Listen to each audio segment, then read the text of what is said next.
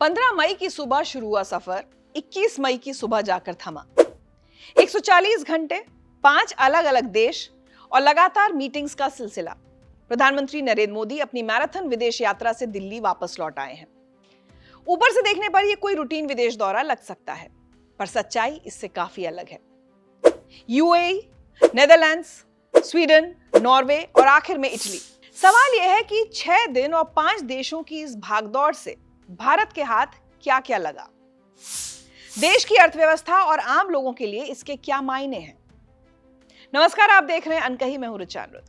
तो चलिए मैं आपको बताती हूं प्रधानमंत्री की यात्रा का पूरा लेखा जोखा। इस यात्रा का पहला पड़ाव था यूएई। पीएम मोदी का विमान जब अबू धाबी की जमीन पर उतरा, तब शायद ही किसी ने सोचा होगा कि महज 3 घंटे के इस छोटे से स्टॉपेज में भारत के लिए इतना बड़ा सुरक्षा चक्र तैयार हो जाएगा। वहां के राष्ट्रपति शेख मोहम्मद बिन जायद से प्रधानमंत्री की मुलाकात हुई। दोनों नेताओं के बीच कई अहम मुद्दों पर चर्चा हुई। इस दौरान भारत और यूएई ने 7 अलग अलग समझौतों पर दस्तखत किए। इनमें सबसे बड़ा और ऐतिहासिक फैसला तेल को लेकर हुआ। इस समझौते का नाम है स्ट्रेटेजिक पेट्रोलियम रिजर्व एग्रीमेंट। भारतीय रणनीतिक पेट्रोलियम भंडार लिमिटेड ISPRL और अबू धाबी राष्ट्रीय तेल कंपनी ADNOC ने भारत की ऊर्जा आपूर्ति श्रृंखला को मजबूत करने के लिए इस समझौते पर हस्ताक्षर किए। इसके तहत यूएई की सरकारी तेल company Abu Dhabi national oil Bharat के जमीनी तेल भंडारों में 3 करोड़ बैरल कच्चा तेल स्टोर करेगी। ये कोई आम व्यापारिक सौदा नहीं है, इसका सीधा संबंध देश की सुरक्षा से है। ईरान अमेरिका के रिश्ते और बिगड़ते हैं या खाड़ी देशों से तेल की सप्लाई किसी वजह से रुक जाती है, तो इस 3 करोड़ बैरल तेल पर पहला हक भारत का होगा। इस समझौते की सबसे अच्छी बात यह है कि भारत को इस भारी भरकम स्टोरेज के लिए कोई पैसा नहीं देना होगा। यूएई खुद इस रिजर्व का खर्च उठाएगा।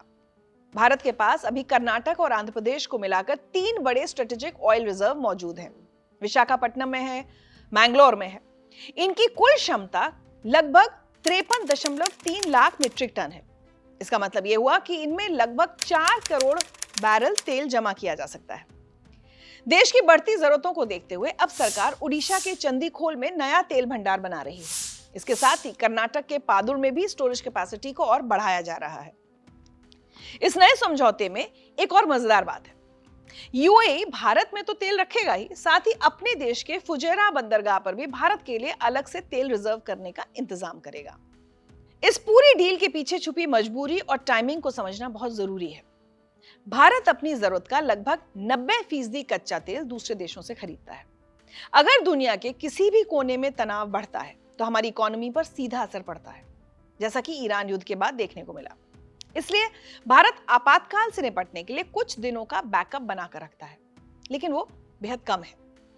फिलहाल हमारे पास सिर्फ 9 दिन के खर्च के बराबर ही तेल रिजर्व रखने की जगह है। चिंता की बात यह भी है कि हमारे भंडार सिर्फ 65% ही भरे हुए हैं। अगर हम दुनिया के दूसरे बड़े देशों से अपनी तुलना करें तो भारत बहुत पीछे नजर आता है। उदाहरण के तौर पर जापान के पास 254 दिन का सुरक्षित तेल रिजर्व मौजूद है। अमेरिका के पास 200 दिनों का बैकअप है। वहीं चीन भी अपने पास 120 से 180 दिन का स्ट्रेटेजिक ऑयल रिजर्व रखता है। अब यूएई के साथ हुई इस नई डील से भारत की ये बड़ी कमजोरी काफी हद तक दूर हो जाएगी। यूएई से मिलने वाले कुल कच्चे तेल में से 1 करोड़ 37 लाख बैरल भारत के गोदामों में स्टोर किया जाएगा। बाकी बचा हुआ 1 करोड़ 63 लाख बैरल यूएई के फुजेरा में मौजूद स्टोरेज फैसिलिटीज में सुरक्षित रहेगा। इस तरह भारत का कुल स्ट्रेटेजिक ऑयल रिजर्व 9 दिन से बढ़कर 14 से 15 दिन का हो जाएगा। इस पूरे इंतजाम में सुरक्षा का एंगल भी छुपा हुआ है।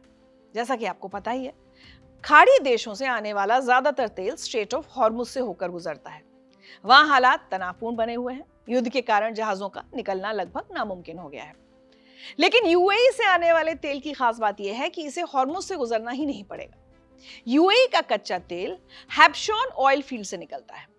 वहां से पाइपलाइन के जरिए सीधे ओमान सागर के किनारे मौजूद फुजेरा बंदरगाह तक पहुंच जाता है। इस तरह तेल के जहाज सुरक्षित रास्ते से सीधे भारतीय बंदरगाहों के लिए रवाना हो सकते हैं। इससे युद्ध के समय भी भारत की एनर्जी सप्लाई बिना किसी रुकावट के जारी रह सकती है। इसके अलावा यूएई भारत के गुजरात में मौजूद वाडेनार में बड़ा जहाज रिपेयर सेंटर भी खोलने जा रहा है। यहां पर हमारे देश के नाविकों को आधुनिक ट्रेनिंग भी दी जाएगी। साथ ही यूएई भारत के अलग अलग इंफ्रास्ट्रक्चर प्रोजेक्ट्स, बैंकिंग और फाइनेंस सेक्टर में लगभग 48,000 करोड़ रुपए का निवेश करेगा। तेल और अर्थव्यवस्था के इस मजबूत सुरक्षा कवच को अपने साथ लेकर प्रधानमंत्री मोदी का विमान यूएई से यूरोप के लिए रवाना हो गया, जहां उनका अगला पड़ाव नेदरलैंड्स था।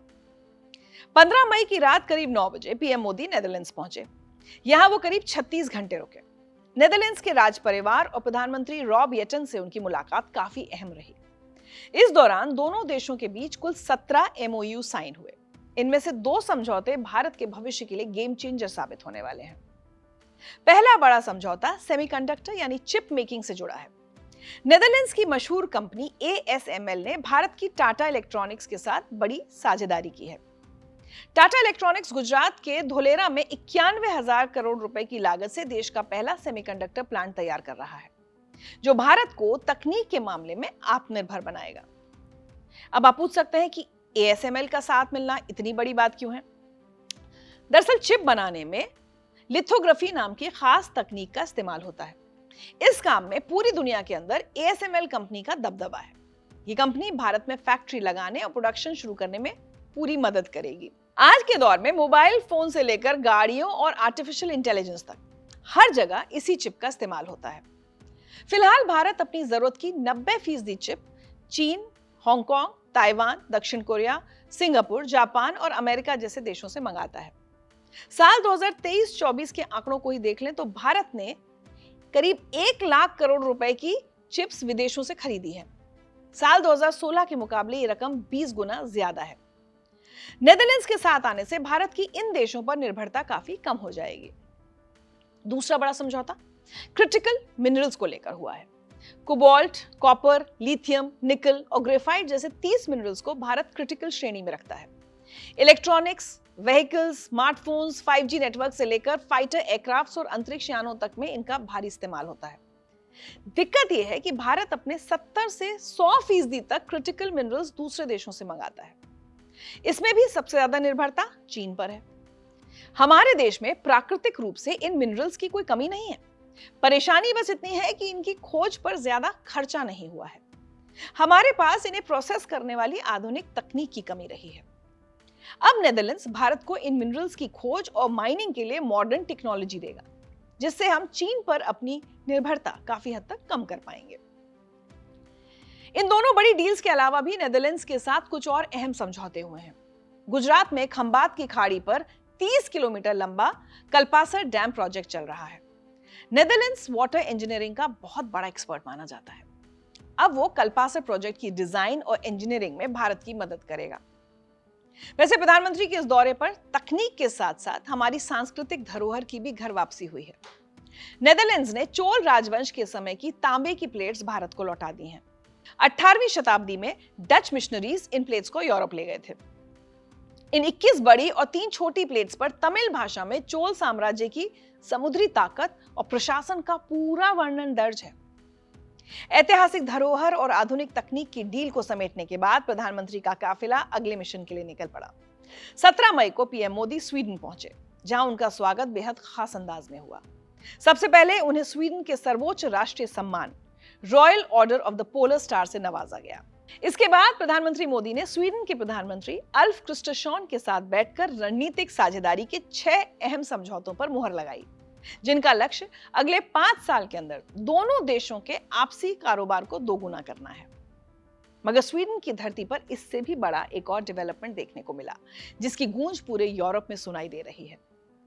वहां प्रधानमंत्री मोदी की मुलाकात यूरोपियन यूनियन की प्रेसिडेंट उर्सुला फॉन डर लायन से हुई, जहां उन्होंने प्रधानमंत्री से बड़ा वादा किया। उर्सुला ने भरोसा दिलाया कि इसी साल के आखिर तक वो भारत और EU के बीच फ्री ट्रेड अग्रीमेंट पर आखिरी हस्ताक्षर कर देंगे। इस अग्रीमेंट की शुरुआती घोषणा इसी साल रिपब्लिक डे के मौके पर 27 जनवरी को हुई थी, जब लायन भारत आई थी। दोनों नेताओं ने मिलकर इस समझौते को मदर ऑफ ऑल डील्स नाम दिया है। इस ऐतिहासिक डील के लागू होते ही यूरोप से भारत आने वाली करीब 97% चीजों से कस्टम ड्यूटी पूरी तरह हटा दी जाएगी या उसे बेहद कम कर दिया जाएगा। ठीक ऐसा ही फायदा भारत को भी मिलेगा। भारत से यूरोप भेजे जाने वाले किसी भी सामान पर कोई टैरिफ नहीं लगेगा। इसका मतलब यह है कि भारतीय कपड़ा, दवाइयां और कृषि उत्पाद यूरोपीय बाजारों में बहुत सस्ते हो जाएंगे, जिससे हमारे एक्सपोर्ट को उड़ान मिलेगी। स्वीडन में शानदार कूटनीतिक जीत हासिल करने के बाद 18 मई को प्रधानमंत्री पहुंचे नॉर्वे की राजधानी ओस्लो, जहां 43 साल से कोई भारतीय प्रधानमंत्री नहीं पहुंचा था। आखिरी बार साल 1983 में इंदिरा गांधी वहां गई थी। इतने लंबे अरसे बाद हुए इस दौरे में कुल 12 मुद्दों पर समझौते हुए हैं। इनमें सबसे अहम ग्रीन स्ट्रेटेजिक पार्टनरशिप को माना जा रहा है। इसका मतलब यह है कि नॉर्वे अब भारत के क्लीन एनर्जी प्रोजेक्ट्स में भारी निवेश करेगा। क्लीन एनर्जी से पर्यावरण को कोई नुकसान नहीं पहुंचता। इसमें सौर ऊर्जा, पवन ऊर्जा और हाइड्रो इलेक्ट्रिसिटी शामिल है। इस मामले में नॉर्वे पूरी दुनिया के लिए बहुत बड़ा उदाहरण है। वहां की करीब 98% बिजली क्लीन एनर्जी से ही बनती है। दूसरी तरफ भारत ने साल 2030 तक 500 गीगावाट क्लीन एनर्जी पैदा करने का लक्ष्य रखा है। अप्रैल 2026 तक हम सिर्फ 283.46 गीगावाट की क्षमता ही इंस्टॉल कर पाए हैं। ऐसे में नॉर्वे का साथ हमें लक्ष्य तक जल्दी पहुंचने में मदद करेगा। क्लीन एनर्जी के साथ साथ नॉर्वे तेल के मामले में भी ताकतवर है। वो 3 तरफ से समुद्र से घिरा हुआ है।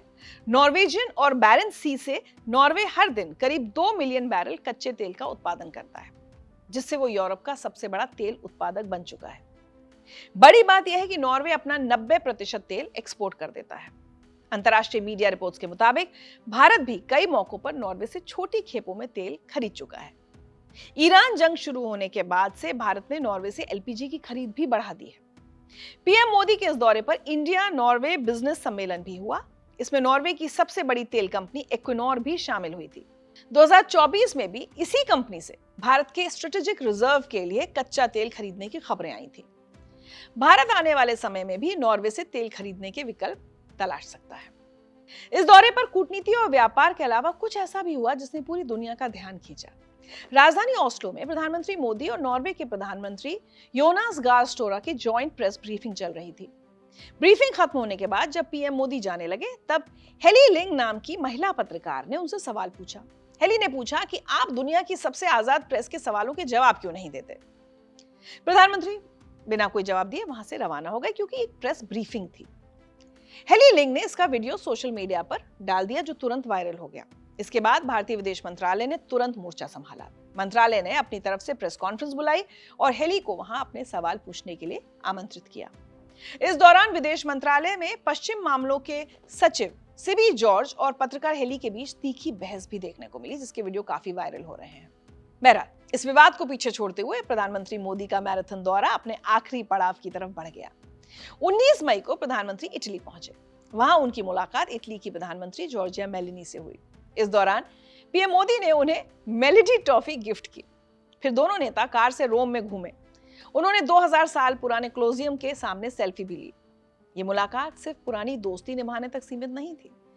दोनों देशों के बीच कई अहम और भविष्य तय करने वाले समझौते भी हुए। इन समझौतों में सबसे ज्यादा चर्चा IMEC यानी India middle east Europe economic corridor की हो रही है।